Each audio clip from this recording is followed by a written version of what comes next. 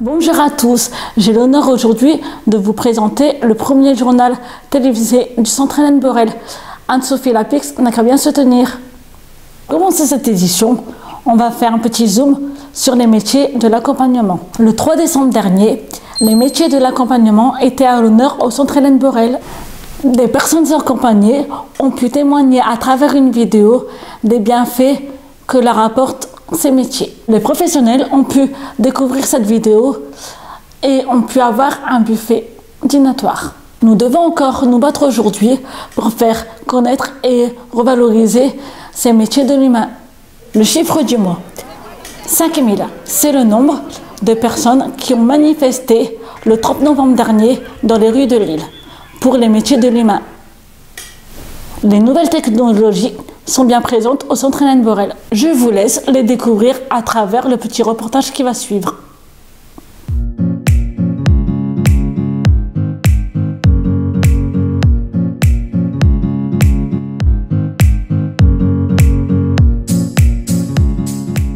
Voici notre machine isocinétique, le Biodex.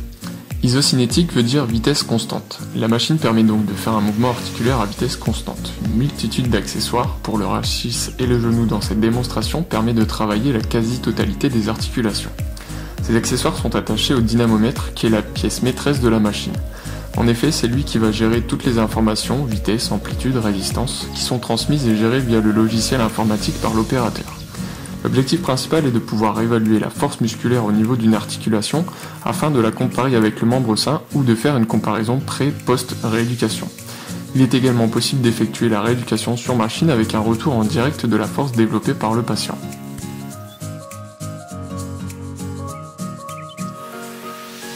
Depuis le premier confinement, le Centre Hélène Borel s'est plongé dans la réalité virtuelle grâce à 5 casques qui peuvent vous téléporter.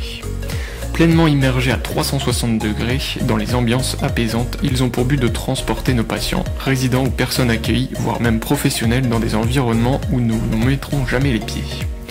Grâce à ces casques, vous pourrez partir en voyage à la découverte des terres et animaux peuplant l'Arctique, la forêt amazonienne, la savane, les fonds marins des coraux du Pacifique, mais aussi dans l'espace en compagnie de Thomas Pesquet. L'objectif est de transporter la personne en lui procurant une sensation de bien-être, d'évasion au travers de ces environnements relaxants. L'activité a même été à ce jour protocolisée au SSR afin de travailler sur la prise en charge de la douleur. Alors prêt pour l'aventure et pour vous détendre? Moi, j'étais dans un autre monde.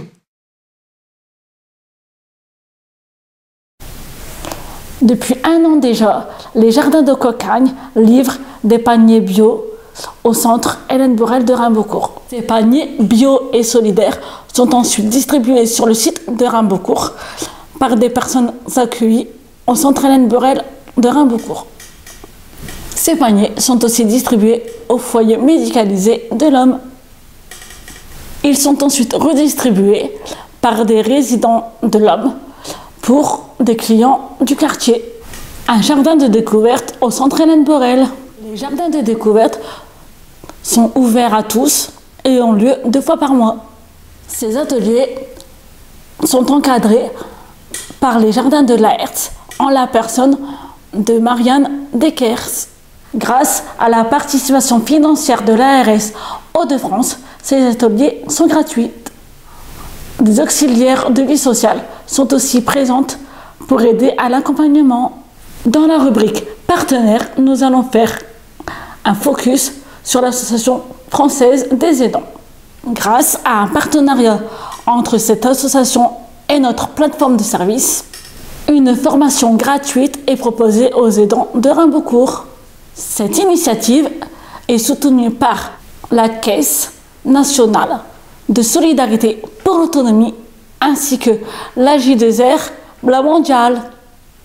Cette action se poursuit en 2022 et reste gratuite. Place à l'actu maintenant. Fin 2021, 2 personnes accueillies du SAMSA ont pu réaliser leur rêve. Soutenus par des professionnels du SAMSA, ils ont pu s'envoyer en l'air en parachute. Toutes les conditions ont été réunies pour faire de ce moment un moment inoubliable.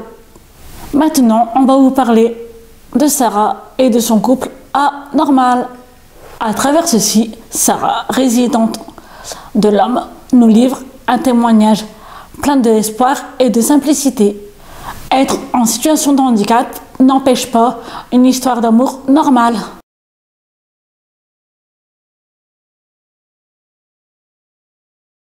Samedi 4 décembre dernier, nos établissements du centre Hélène Borel sont mobilisés pour le Téléthon.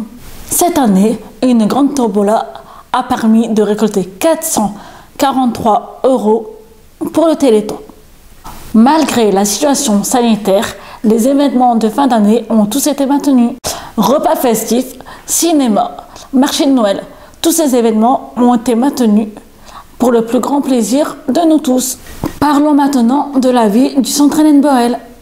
Grâce à de nouveaux bénévoles, Marie-Thérèse et Philippe, des après-midi belotes ont lieu le lundi après-midi. Un grand merci à eux. Pendant ce temps-là, on chante et on chante encore à l'humanicité de l'homme.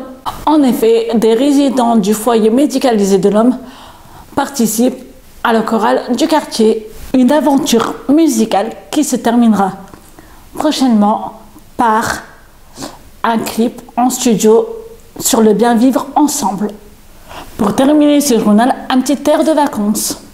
Récemment, les foyers de Rimbaudcourt et de l'Homme ont pu partir à la montagne. Accompagnés par des professionnels, les résidents ont pu s'initier au ski adapté. Voilà, le journal est terminé. Je vous remercie de votre attention et portez-vous bien. À très vite.